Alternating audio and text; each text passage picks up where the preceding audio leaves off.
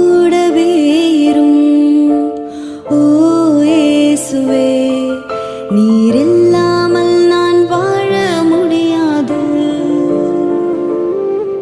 என் பக்கத்திலே